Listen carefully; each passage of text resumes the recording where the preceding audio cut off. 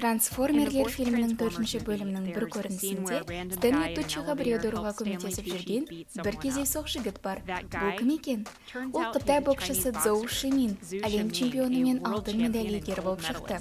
Фильмнің кез келген жерде сіз Қытай сүт қорапшасын, тіпті Техастағы Қытай банкоматын көресіз.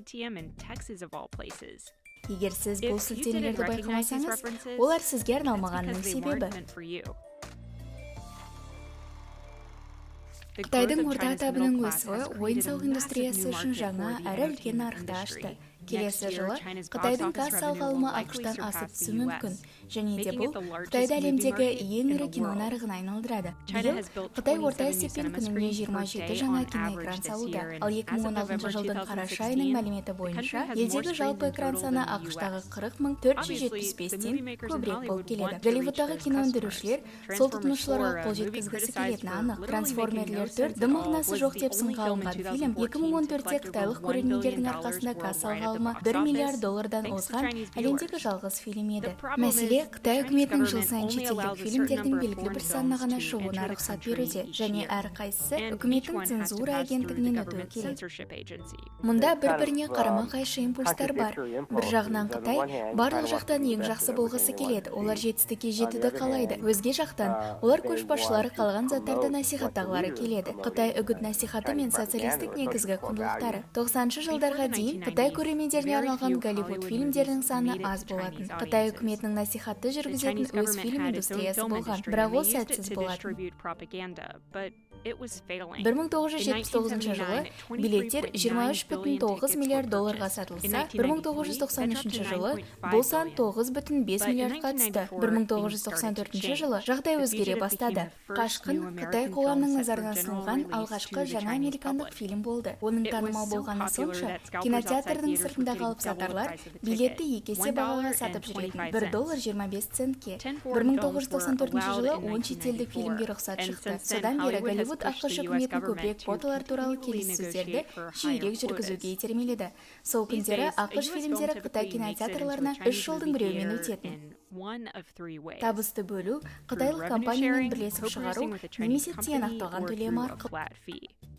Ең көп таралғаны бұл табысты бөлу жолы. Студия кірістің 25% алады, бірақ жылына 34 шетелдік фильмге ғана рұқсат беріледі. Соңғы 10 жылдан астам уақытта американдық фильмдер таңдалған фильмдердің қатарына кіру үшін стратегиялық түрде Қытай туралы позитивті оқиғаларды енгізіп жүрді. Қызыл таңда жау ретінде басында Қытай болған, кейін Солтүстік Кореяға ауыстырылды. 2012 фильмінде Оливер Плат былай дейді: "Бұны қытайлықтарға қалдырып, бұл мүмкін емес деп ойладым. Тек біздің уақытта емес." Кемелерді алдын ала салғаны үшін Қытайды мадақтап, дүниежүзілік соғыс Z кітабында вирус Қытайда заңсыз орган саудасына орай басталып таралғаны айтылады. Фильмде басқаша, Марстықта Қытайдың ғарыш индустриясы бір күнді үнемдейді. Қытайдағы Томми ағамның арқасында бізде тағы бір мүмкіндік бар. Қытайдағы Боно фильм групп фильмге миллиондаған қаражат салды. Айта кетсек, бүкіл студияларға мұны істеудің қажеті жоқ. Гарри Поттер бұның керемет үлгісі. Ережелерге қатал қарасаңыз, Гарри Поттер сияқты фильмдер теория жағынан көрсетілмеу керек, өйткені ырымшылдық, сиқыршылар сияқты нәрселер болмау керек. Бірақ қытайлық аудиторияға Гарри Поттерден бас тарту өте қиын. Ал 34 фильмнің шегінен өтудің 2 жолы бар. Бүгінгі таңда Голливудтық ірі студиялардың арасында ең аз танымалы тиянақталған төлем моделі, өйткені олар фильмді өзіндік құнның бір үлесімен сатуда, ал Қытай болса билет сатылымының 100% алуда. Тағы бір нұсқасы бұл киноны қытайлық компаниямен бірлесіп шығару. Сонда ол техникалық жағынан шетелдік фильм болып саналмайды. Бірақ бірлесіп шығару ең қатал қаралатын жол. Фильм түсірілу орны мен оның қаржысы туралы қатал ережелерімен. Бұған қоса оның құрамында кем дегенде 3/3 қытайлық актерлар болуы керек.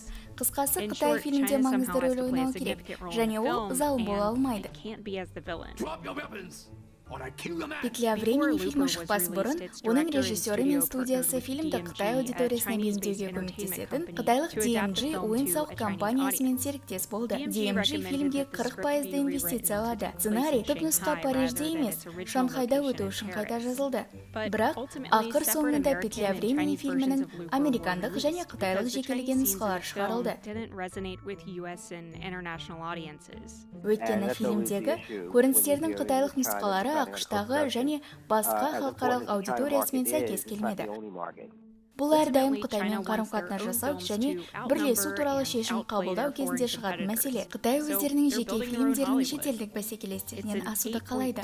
Сол үшін өз Голливудын құрып жатыр. Бұған 2017 жылы сәуірде ашылу үшін AMC-ді сатып алған және билет сату санын көбейткен компанияның 8,2 миллиард доллар ретінде инвестиция жасалған. Әрине, Қытай өз мүмкіндіктерін ақш студияларымен бөліседі, бірақ олардың есіктері әлі де жартылай ашық. ақшты соңғы 2 жылдықта қорқытып ұстаған квота әлі де жаңа өнер жабдықтарын брондағысы келетін Голливуд студияларына қолданады.